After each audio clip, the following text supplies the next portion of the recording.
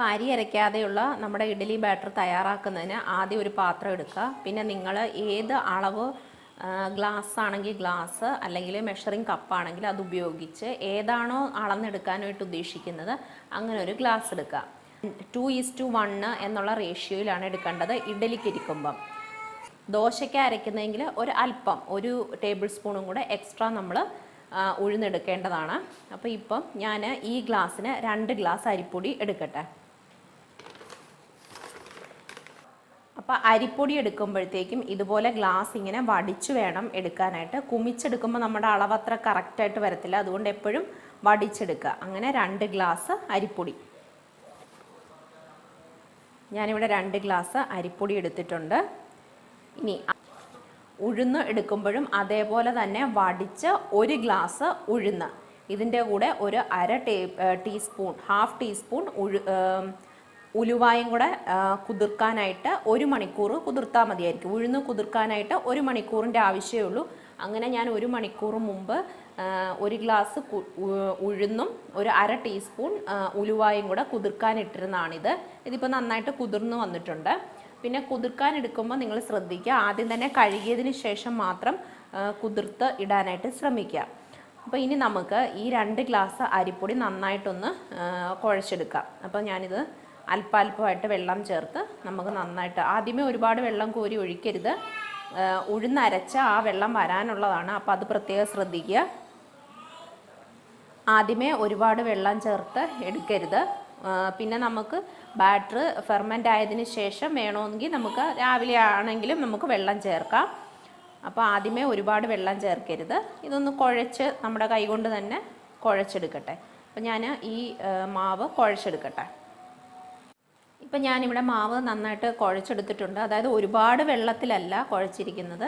എന്നാൽ വെള്ളമയം ഉണ്ടോ എന്ന് ചോദിച്ചാൽ വെള്ളമയം ഉണ്ട്. ആ ഒരു പരുവത്തിൽ ഞാനിവിടെ ഇപ്പം അരിപ്പൊടി നന്നായിട്ട് കുഴച്ചെടുത്തിട്ടുണ്ട്.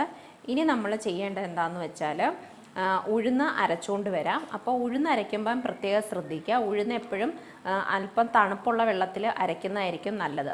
നോർമൽ വാട്ടറിൽ അരച്ചാലും കുഴപ്പമൊന്നുമില്ല, എങ്കിലും നമ്മുടെ മിക്സിയുടെ ചൂട് കൊണ്ട് ഉഴുന്ന് പെട്ടെന്ന് വെന്തു പോകാനുള്ള സാധ്യതയുണ്ട്.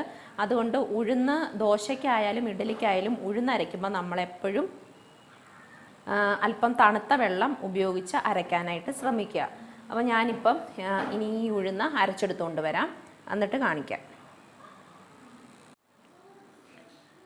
ഇപ്പം ഞാൻ ഉഴുന്ന് അരച്ചെടുത്തുകൊണ്ട് വന്നിട്ടുണ്ട്.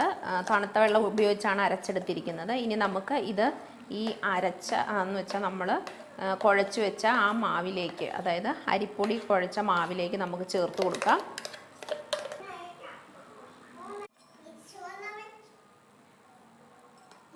ഇപ്പം ഞാൻ ആ ഉഴുന്നരച്ച ഇത് മിക്സ് ആ അരിപ്പൊടി കുഴച്ചതിലേക്ക് ചേർത്തിട്ടുണ്ട്. മിക്സി കഴുകിയ വെള്ളവും കൂടെ ഇതിലേക്ക് ചേർത്തിട്ടുണ്ട്. ഇനി നമുക്ക് ഒരുപാട് ഇട്ട് ഇളക്കണ്ട, കാരണം നമ്മൾ ഓൾറെഡി അരിമാവ് കൈകൊണ്ട് കുഴച്ചതുകൊണ്ട് അത്യാവശ്യത്തിന് ഇതൊക്കെ ആയിട്ടുണ്ട്. ഇനി നമുക്ക് ഇത് ജസ്റ്റ് ഒന്ന് അവിടെ ഇവിടെ ഒന്ന് നമുക്കൊന്ന് ആക്കി കൊടുക്കാം. അത് തന്നെ മിക്സായിട്ട് ഇറങ്ങിക്കോളും. അപ്പോൾ നമുക്ക് ജസ്റ്റ് ഒരുപാടിട്ട് ഇളക്കി അങ്ങ് കുഴയ്ക്കണ്ട. ഇനി കൈയുടെ ആവശ്യമില്ല, ഈ സ്പൂൺ കൊണ്ട് തന്നെ നമുക്ക് പതുക്കെ ഒന്ന് ഇളക്കി കൊടുക്കാം. അങ്ങനെ നമ്മുടെ ഇഡലിയുടെ ബാറ്റർ റെഡി ആയിട്ടുണ്ട്. ഇനി നമുക്കൊരു 8 മണിക്കൂറോളം ഫെർമെൻറ്റ് ചെയ്യാൻ വെക്കാം. എന്നിട്ട് രാവിലെ നമുക്ക് ഇഡലി ഉണ്ടാക്കിയെടുക്കാം.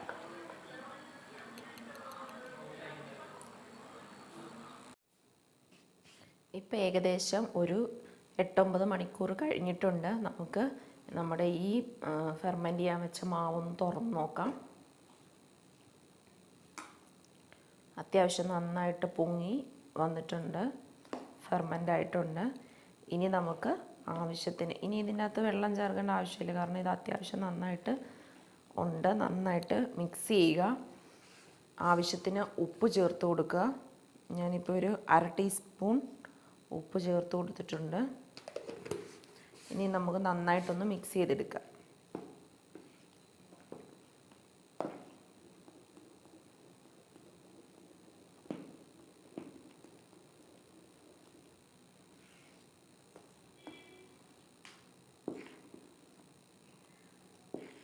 ഇനി ഇതിൻ്റെ അകത്ത് വെള്ളത്തിൻ്റെ ആവശ്യമില്ല, കാരണം ഇതിൻ്റെ അകത്ത് അത്യാവശ്യം വെള്ളമുണ്ട്.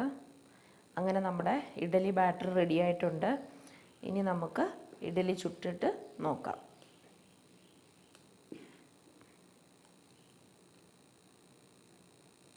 അങ്ങനെ നമ്മുടെ വളരെ സോഫ്റ്റ് ആയിട്ടുള്ള നമ്മുടെ അരിപ്പൊടി കൊണ്ടുള്ള ഇഡലി റെഡി ആയിട്ടുണ്ട്.